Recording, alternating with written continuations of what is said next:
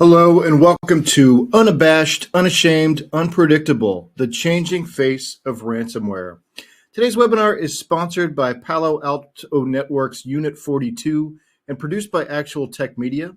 My name is Scott Becker. I'm from Actual Tech Media and I'm excited to be your moderator for this special event. Now, before we get to today's great content, we do have a few housekeeping items that will help you get the most out of this session. So first up, questions. We want this to be an informative event for you, so we encourage any questions in the questions box in your webinar control panel. We won't have a dedicated Q&A session at the end of this one, but we will pass along any questions that you have to the team from Palo Alto Network's Unit 42 for follow-up. The Q&A panel is also the place to let us know about any technical issues that you may be experiencing. A browser refresh will fix most audio, video, and slide advancement issues. But if that doesn't work, just let us know in the Q&A and we'll provide further technical assistance. Next, handouts. So in the handouts section of your webinar control panel, you'll find that we're offering several resources. I'd especially like to call your attention to the Unit 42 Ransomware and Extortion report for 2023. This report is going to be a big focus of the conversation today, and you can get more details from the report itself. There's also some links in there labeled ATM. Those are from us at Actual Tech Media. So I encourage you to access those resources now and share them with your friends and colleagues. Now, I'm sure you noticed the prize icon there as well. At the end of this webinar event, we'll be awarding a $250 Amazon gift card to one lucky registrant. Of course, you must be in attendance during the live event to qualify for that prize. Official terms and conditions of today's prize drawing can also be found in your handout section. Just scroll to the bottom and you'll find the prize terms and conditions link there. And with that housekeeping out of the way, let's get to today's timely discussion. So it's my pleasure to introduce you to our presenters today. David Moulton, who's the Director of Content and Thought Leadership for Unit 42, is going to kick us off. And then we'll hear from David Ferrone, who's Senior Consulting Director at Palo Alto Network's Unit 42. Sam Rubin, who's Vice President and Global Head of Operations over there, Chris Scott, a Managing Partner, and Leanne Peltzer, Consulting Director. So just a fantastic lineup of speakers here, and now I'm going to turn things over to Palo Alto.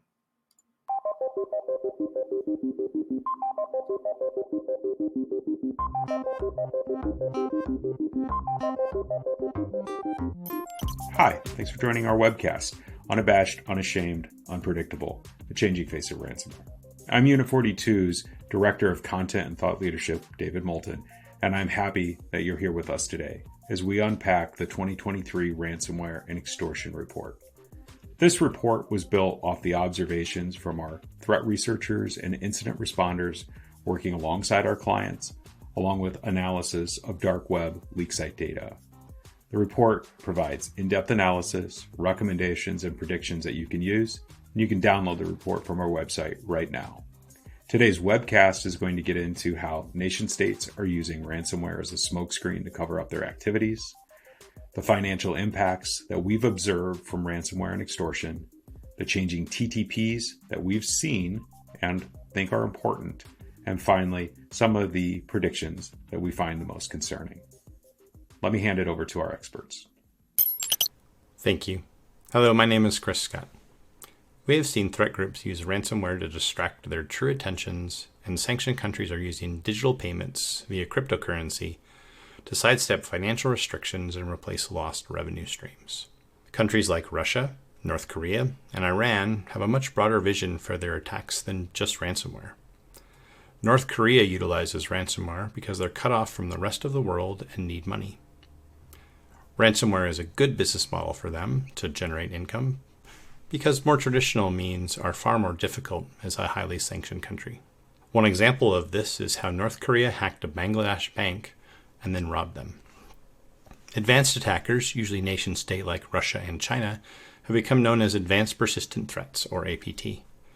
This is because of their advanced abilities to craft malware and gain access to environments. They tend to be government-funded and are persistent in their objectives and continued attacks. They want to gain access into your network and stay undetected for as long as they can. They utilize this access when it best benefits them and their current objectives. Nation-state attackers want to distract you from their real intentions. For instance, imagine they get into your environments and are able to establish multiple ways to provide access to the systems. This provides many avenues for them to take.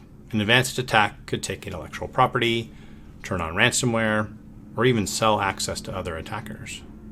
These multiple access options for attackers are why it is important to conduct thorough analysis of an incident. Attackers do not like to lose access, and even if you've paid a ransom and decrypted your files, there could be additional ways into your environment that must be found. There have been situations where an organization was attacked by multiple threat actors.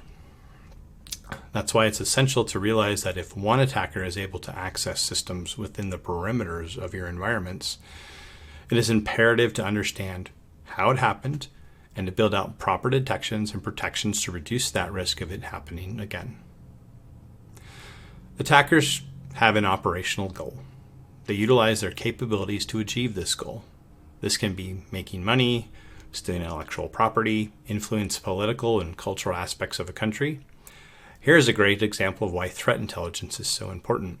Understanding the attacker and their motivations help you understand the most likely place an attacker might attempt to access and what data they might be after. Government intervention can help to stop ransomware and extortion attempts, barring payment to terrorists, hide takedowns, arrests, etc. As a nation, we have thorough and sophisticated responses for an organization is threatened or attacked physically. However, the same robust playbooks are not available in most organizations for a cyber incident, and these attacks can be severe and can impact operations for weeks or months.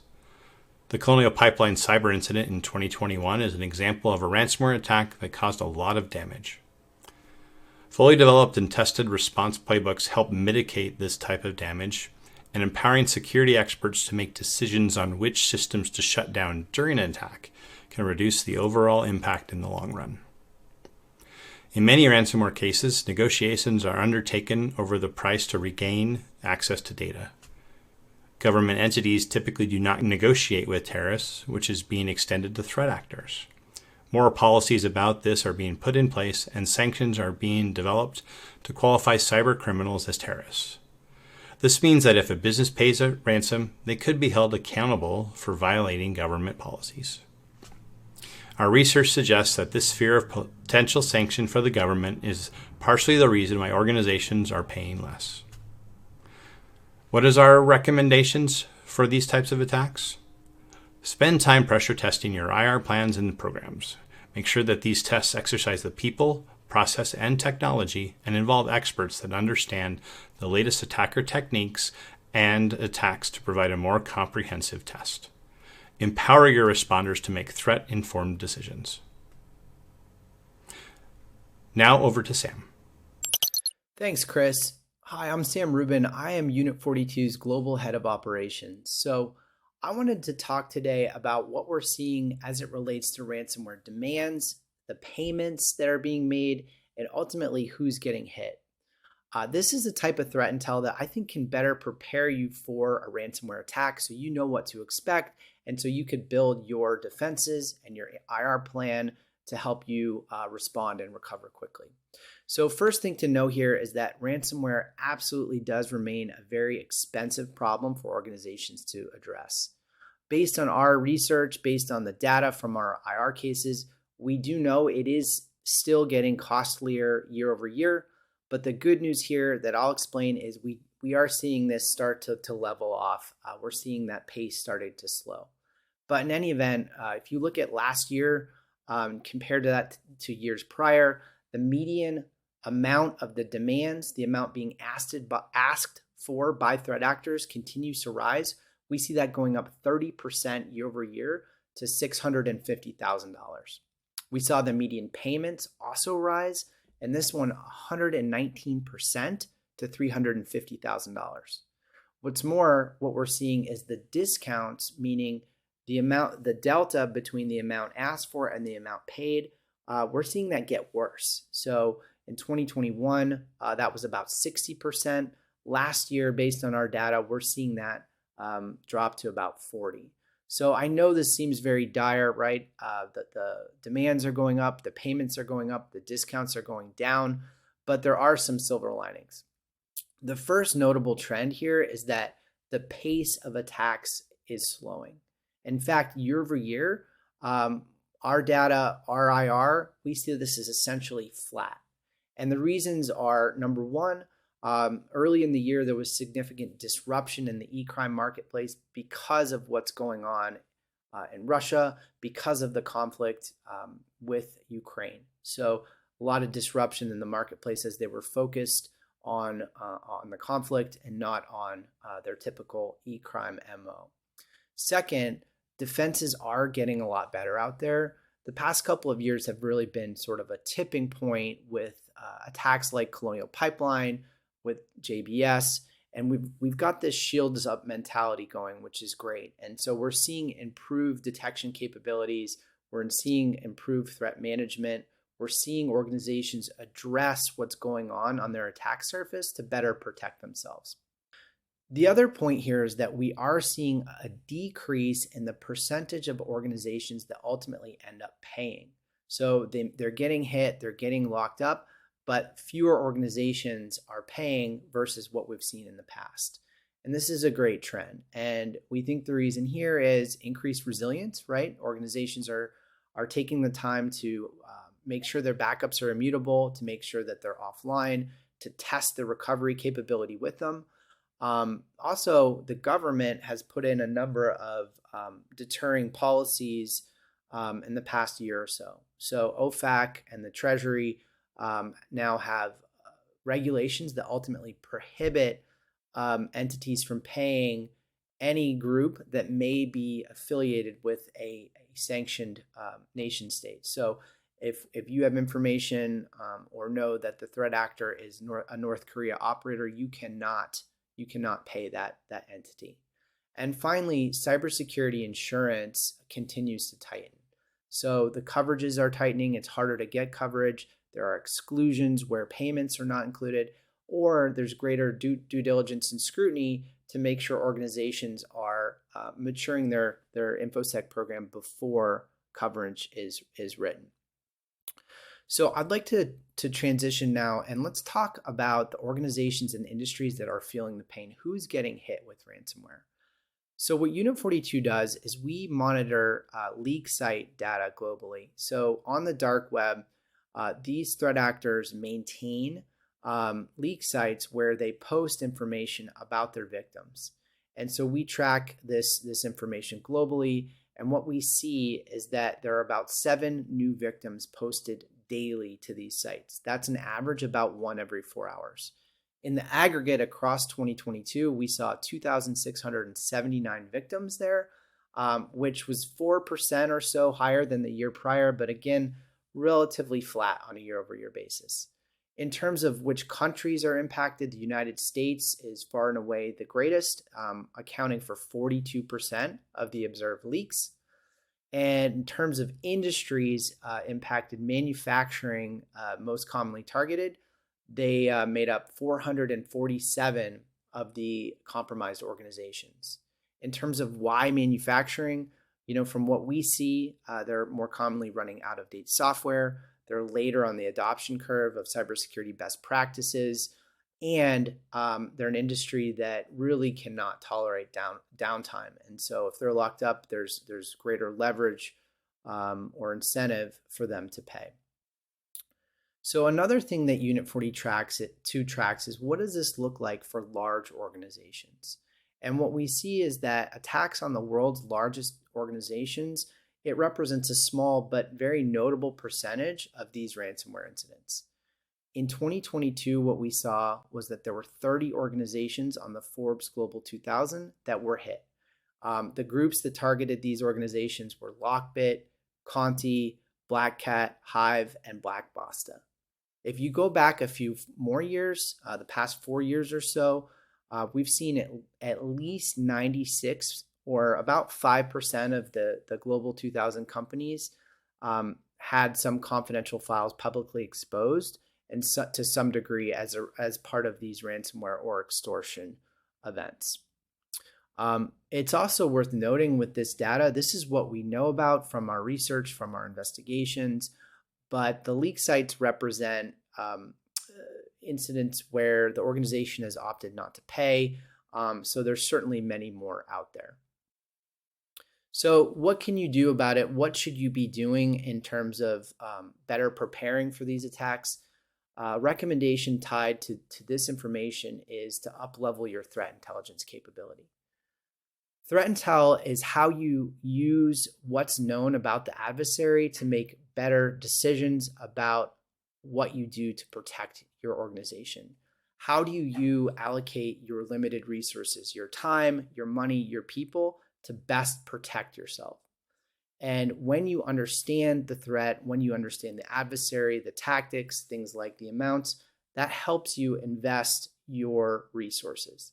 So this means taking the time to model threats, to have a system to operationalize the strategic and tactical threat intelligence that you have, to leverage the telemetry that you have, to work with partners who can provide you strategic information about the adversary to better protect your organization. So certainly Unit 42 and our assistance to organizations, when we do incident response, when we do consulting, we leverage this threat-led approach, and we recommend you do too in your work protecting your organization. And with that, I'd love to hand it over to my colleague, Leanne. Thank you so much, Sam. Hi, everyone. My name is Leanne Pelzer, and I'm one of the directors within Unit 42's Cyber Risk Management practice. Today, I'm going to share some thoughts around the evolving extortion tactics that our teams are seeing out in the wild. It may come as no surprise, but multi-extortion is truly becoming the norm, and we're even seeing organizations being harassed for not paying ransom demands. So what does this tactically mean? Gone are the days where having backups will save you from paying a ransom. So although maintaining viable backups for all critical systems and data is a great first step, and it is essential for foundational cybersecurity hygiene, we're seeing that threat actors are regularly applying additional pressure to coerce victims into paying ransoms. So how are they applying these pressures? There's a few ways that they up the ante a bit when it comes to getting an organization to pay a ransom fee. One of those strategies is data theft. So when it comes to data theft, threat actors will steal personal or sensitive data, and they'll threaten to publicly leak or even sell that data on the dark web if the ransom demand isn't paid. So we saw data theft in about 70% of our cases on average in 2022, but that's a shocking statistic compared to the 40% that we saw in 2021. So that's a 30% increase in 1 year. And that is obviously substantial. Logic tells us that that threat will only continue to grow. Another strategy we're seeing is your classic bullying or harassment. We've observed harassment techniques such as leaving aggressive voicemails for corporate executives or other employees, sending threatening or mocking emails to personnel. And we've even seen threat actors disclosing private or embarrassing personal information on dark web leak sites or publicly facing social media. So personally, I find this stat really shocking. Harassment grew from an average of less than 1% of Unit 42's monthly ransomware cases to a monthly average of approximately 20%. That is crazy. So data theft and harassment extortion tactics can cause reputational damage, a loss of confidence from customers, partners, investors, as well as a slew of regulatory issues, none of which can be prevented with just viable backups. Threat actors are leveraging these techniques as a Hail Mary to get organizations to pay ransoms because the overall willingness to pay a ransom has gone down. This is because most organizations are shifting their care and attention to proactively preparing for an incident. So the majority have viable backups. If you're a threat actor and you want to get a payment one way or another, you can't exclusively rely on organizations not having viable backups because it really has become the standard. So you may be wondering, okay, Leanne, that's great. Thank you for telling me about multi-extortion, but what's the best way to respond to extortion attempts and the stats that you've shared?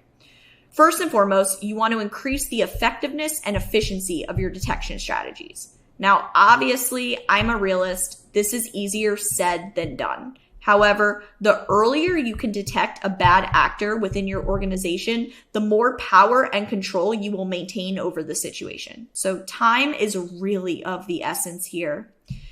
Negotiations usually yield better outcomes with lower payments. What does this mean tactically? Use a trained negotiator who has spent time perfecting their strategy to ensure that your organization gets the most favorable outcome from the incident triage process. And my final recommendation and call to action that I'm going to leave you all with today is the encouragement to create a multi-extortion playbook. Most organizations have playbooks to guide response efforts for general incident types. So think things like business email compromise, ransomware, DDoS, etc.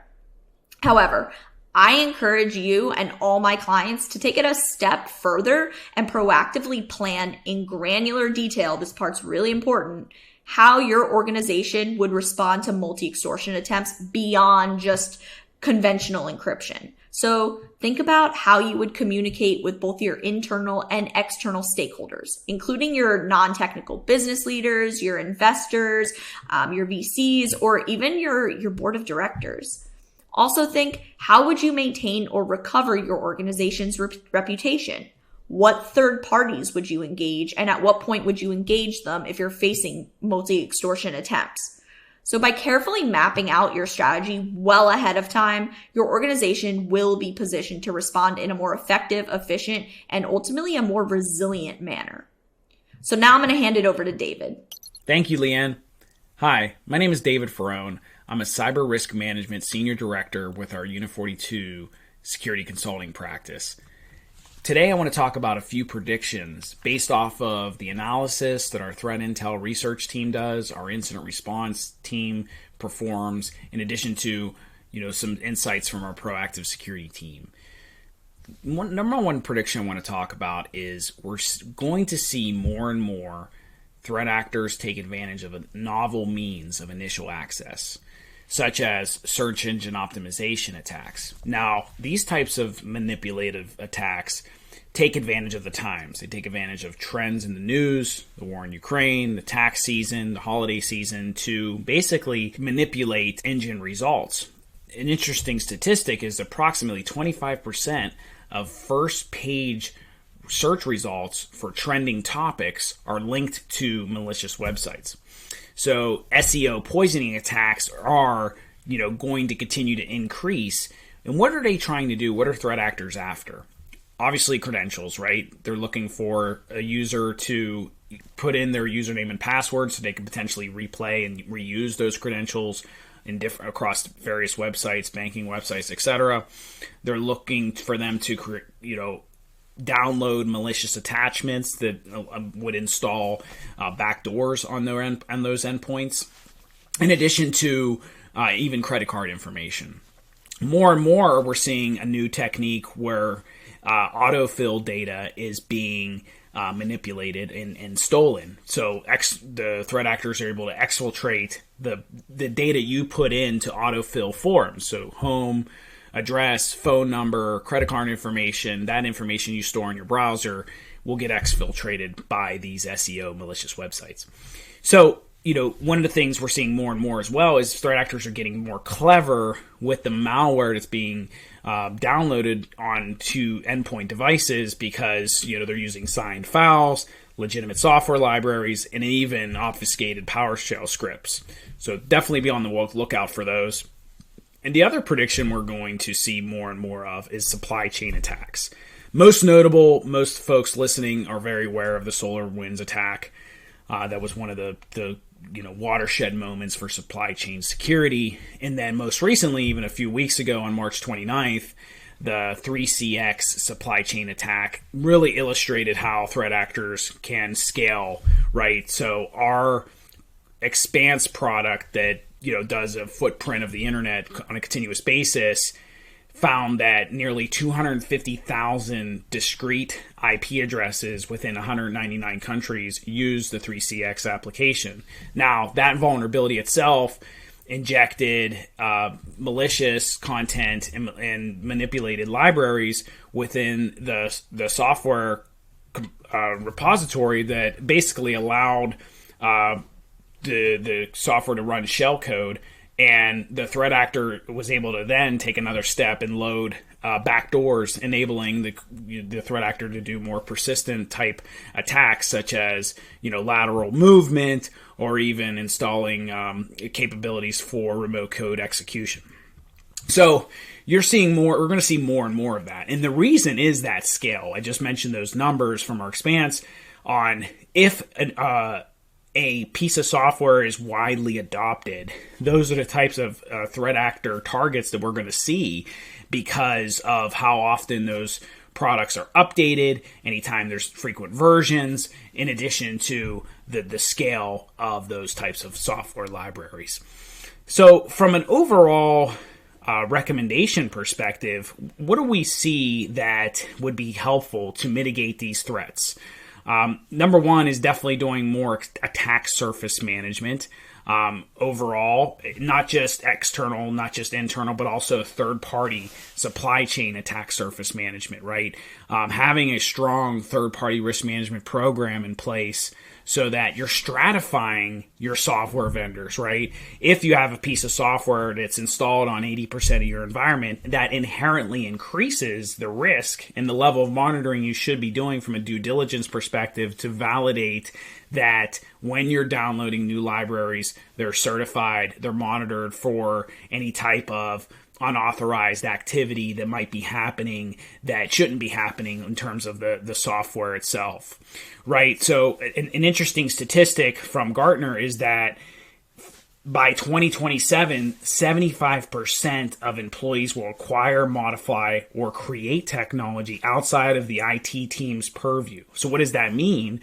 It means that we have to continue to monitor and be vigilant on what's being created, what types of software, what types of assets, what types of endpoints are living in our environments, so that there's that awareness from a visibility perspective. And that number, 75% by 2027, that's up from 41% in 2022. So we're going to continue to see that unsanctioned IT sprawl exorbitantly increase over the next 5 years. So the recommendation from our team in proactive security at Unit 42 is be vigilant on your attack surface assessments and continuously monitor not just your external, but your internal, external, and third-party estate. In addition, of course, to your cloud estate, of course, for your attack surface, to make sure you have that level of visibility and the commensurate controls in place to manage the risk. Thank you, David. Back to you. Thanks, David. And thanks to you, Chris, Sam, and Leanne, for all of the time that you spent with us unpacking these important topics around ransomware and extortion. For those in the audience, really appreciate the questions and the involvement that you've had. If you don't have a copy of the report, go to our website and download it. It's the Unit 42 2023 Ransomware and Extortion Report. Really appreciate everyone today. Thank you. Goodbye.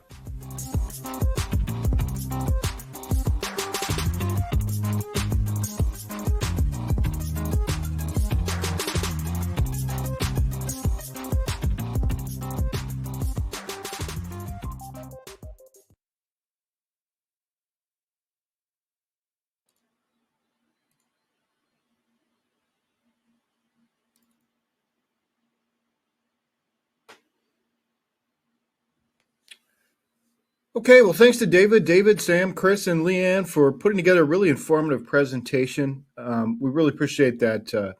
And for those of you who asked questions, we will make sure that the Palo Alto team gets those questions so they can follow up with you.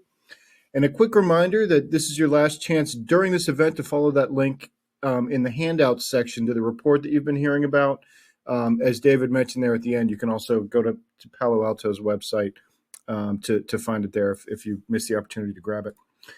So finally, it's time for the Amazon gift card prize drawing, and the winner of the $250 Amazon gift card is Mylan Stanek from New Jersey. So congratulations to Mylan Stanek. We'll be in touch to get you your card. And with that, on behalf of the Actual Tech Media team, I want to thank Palo Alto Network's Unit 42 for making this event possible. Thanks to all of you for attending and for your questions. That concludes today's event. Have a fantastic rest of your Friday. Take care.